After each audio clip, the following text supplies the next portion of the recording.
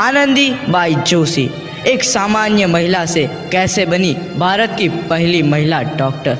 तो आइए देखते हैं उनके संघर्ष और उनके डॉक्टर बनने तक की कहानी। क्या बात है, आप इतने परेशान क्यों दिखाई देते हैं?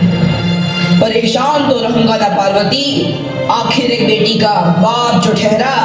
पार्वती, अब उसके हाथ पीले करने का समय आ गया है। पर हमारी आनंदी तो अभी सिर्फ 9 साल की है। अभी तो उसके पढ़ने लिखने और खेलने कूदने के दिन हैं। देख पार्वती, लड़कियां पराया धन होती है और जितना जल्दी इन्हें घर से विदा कर दे उतना अच्छा है। कल से आनंद की पढ़ाई लिखाई बंद। पर बाबू, इसमें मेरी क्या गलती है? आप मुझे पढ़ाई करने क्यों नहीं देते? तेरी गलती है कि तू एक लड़की है, लड़का होती तो क्या बाबू? लड़का होती तो क्या? ऐ लड़की, ज्यादा जबान ना चला, नहीं तो जबान हलक से खींचकर बाहर निकाल दूंगा। बाबू, मैं पढ़ लिख कर कुछ बनना चाहती हूँ, मेरी पढ़ाई ना रोको बाबू। आनंदी, तुझे पढ़ना है तो पढ़, लेकिन सारी उम्र बाप की छाती पर यूं बोझ बनकर ना बैठ। पर बाबू, अभी तो मेरी उम्र पढ़ाई लिखाई की है। पढ़ाई पढ़ाई पढ़ाई, आज तो तेरी इन किताबों का काम तमाम करके ही छोड़ूंगा। ये ले। नहीं बाबू, मत फाड़ो बाबू। सॉरी। नहीं बाबू, नहीं। बाबू, ये तुमने क्या किया? तुमने मेरी इन किताबों को ही नहीं फाड़ा बाबू, मेरी किस्मत फाड़ दी, मेरी किस्मत। ये कापी किताबें ना सिर्फ छोरों के हाथ में अच्छी लगती है, लड़कियों के हाथ में तो सिर्फ मेहंदी अच्छी लगती है, मेहंदी। पर बापू, मैं लड़की हूँ तो क्या हुआ? लड़का और लड़की तो हमारी दोनों आंखों के समान होते हैं। चुप कर आनंदी, और यह एहसान मान कि अब तक जिंदा है तू। कहीं बचपन में गला दबाकर मार दिया होता तो यह तेरी बकबक नहीं सुननी पड़ती आज। पर बापू, मुझे चूल्हा लगाना अच्छा ना लगे है। देख छोरी, जितना जल्दी हो तू चूल्हा जलाना सीख ले, उतना ही अच्छा है तेरे लिए। और हाँ, तेरा ब्याह तो होगा, वो भी कल के कल। बेटी, हम औरतों की यही नियति है।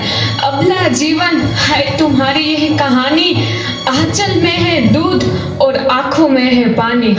मुझे माफ कर दे बेटी, तेरे बापू के जिद के आगे मेरी एक न चलेगी। माफ कर दे बेटी, मुझे माफ कर दे।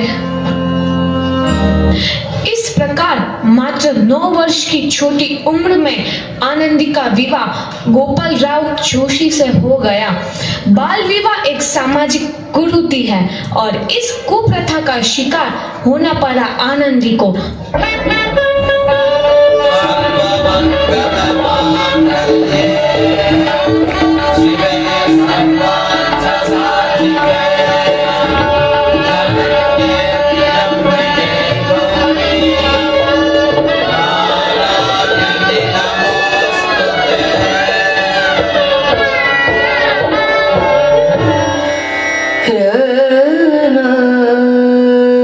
सुनो आनंदी, तुम इतनी उदास क्यों रहती हो? आप जानते हैं, मेरी उम्र शादी की नहीं थी, मुझे अभी और पढ़ना था। बापू की जिद से मेरी शादी हो गई है, अब मेरी पढ़ाई नहीं हो सकेगी। ऐसे उदास मत हो, देखते हैं मैं तुम्हारे लिए क्या कर पाता हूँ। और इस प्रकार समय गुजरता जाता है।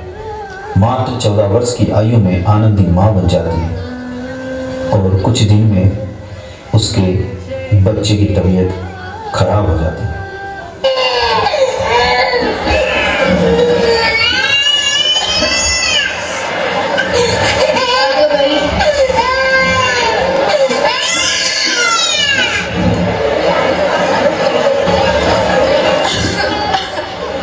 सुनिए ना, इसका बुखार तो उतर ही नहीं रहा है। इसका माथा तो अंदर की तरफ टप रहा है। क्या? लीजिए। दादा, जल्दी से बच्चे को बुलाइए।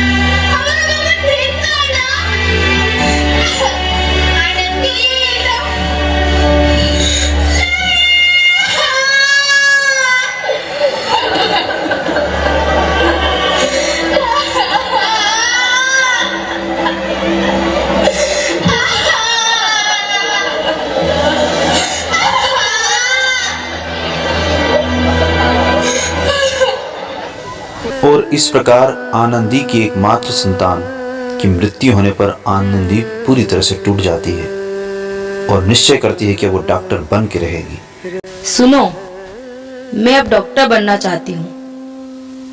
अब मैं अनपढ़ नहीं रहूंगी मैं अनपढ़। मैं पढ़ूंगी ताकि कल किसी आनंदी को इलाज के अभाव में अपने बच्चे को न खोना पड़े। अब मैं डॉक्टर बनकर दिखाऊंगी। आप मेरी मदद करेंगे ना?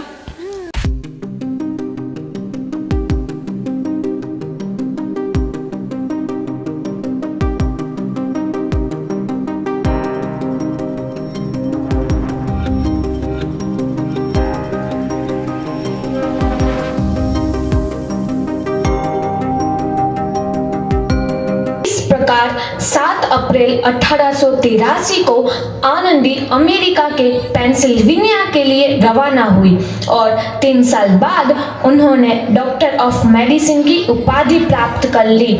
इधर आनंदी के पिता की तबीयत बहुत खराब है। आगे क्या होता है देखते हैं। लगता है अब मेरे जाने का समय आ चुका है। अब मैं नहीं बचूंगा। ऐसा मत बोलो। शहर के सिटी हॉस्पिटल में अमेरिका से डिग्री लेकर कोई बड़ा डॉक्टर आया है। एक बार वहां चलकर दिखा लेते हैं। हाँ, सही बोला भैया। कम से कम दिल को तसल्ली तो मिल जाएगी। हाँ, चलो चलो जल्दी हॉस्पिटल चलते हैं।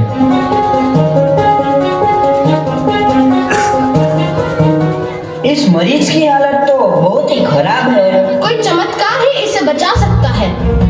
ऐसा मत बोलो भाई। डॉक्टर साहब कब तक आ जाएंगे?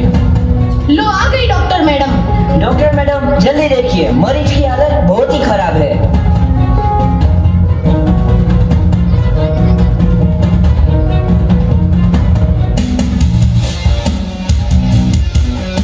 अब आप बिल्कुल ठीक हैं। मौत के मुंह से आपको बचाया है डॉक्टर मैडम ने। डॉक्टर साहब ने मुझे बचा लिया। मुझे मिलना है डॉक्टर साहब से। डॉक्टर साहब नहीं, डॉक्टर मैडम बोलो। डॉक्टर मैडम, उन्होंने ही तुम्हें जीवन दान दिया है। लो आ गई डॉक्टर मैडम, मिल लो उनसे। डॉक्टर मैडम आपका बहुत बहुत धन्यवाद। आपने मेरी जान बचाई। इसके बदले में मैं गरीब भला आपको क्या दे सकता हूँ? वचन चाहिए मुझे कि कभी ये नहीं कहोगे कि लड़कियां कुछ नहीं कर सकती। वचन? ये कैसा वचन? अरे श्यामलाल, तुमने पहचाना नहीं? तुम्हारी बेटी आनंदी। आनंदी? मेरी बेटी आनंदी डॉक्टर? हाँ बापू, वही आनंदी जिसके लिए बचपन में तूने चूल्हा और दुल्हा के अलावा कुछ नहीं सोचा था। आनंदी, आनंदी मेरी बेटी, मुझे माफ कर दे। मैं तेरा गुनहगार हूँ बेटी। नहीं बापू, वही आनंदी जिसके हाथ पीले करके तुम उसकी सारी जिंदगी काला कर देना चाहते थे। माफ कर दे मुझे मेरी बच्ची, माफ कर दे। मैं तेरा अपराधी हूँ मेरी बच्ची, माफ कर दे। नहीं बापू, मैंने तो तेरा एहसान चुकाया है। याद है ना अपना एहसान जो बचपन में तुमने मुझ पर किया था? ताने सुना कर जीते जी मार डाला था मुझको। अब बोल, और किस को मारेगा? आनंदी बेटी, मुझे माफ कर दे मेरी बच्ची। मैं तेरा गुनहगार हूँ। बापू, आपने ही तो बोला था किताबें सिर्फ बेटों के हाथ में अच्छी लगती है, बेटियों के हाथ में तो सिर्फ मेहंदी। बेटों और बेटियों में फर्क करना तो आंखों में फर्क करने समान है। एक का पढ़ना और दूसरे का ना पढ़ना सामाजिक अंधकार है बापू, सामाजिक अंधकार। उपकार मांगता हूँ मैं तुझ जैसी बेटी का, जिसने सारी उम्र मुझसे कुछ ना मांगा तो सिर्फ बराबरी का दर्जा। वरना सच तो यह है कि मैं तेरी माफी के लायक भी ना हूँ। मुझ जैसा बाप तेरी बराबरी कर सके उसके मैं लायक भी ना हूँ मेरी बेटी, लायक भी ना हूँ। अपने बापू को क्या माफ नहीं करोगी आनंदी? माफ कर दो आनंदी, माफ कर दो। सुबह का भूला यदि शाम को घर लौट आए तो उसे भूला नहीं कहते। बापू। तो इस प्रकार आनंदीबाई जोशी ने अपनी मेहनत और अटूट इरादे से न केवल भारत की पहली महिला डॉक्टर बनी, बल्कि आगे चल के उन लड़कियों के लिए सुनहरा रास्ता दिखा गई जो जीवन में कुछ करना चाहते थे।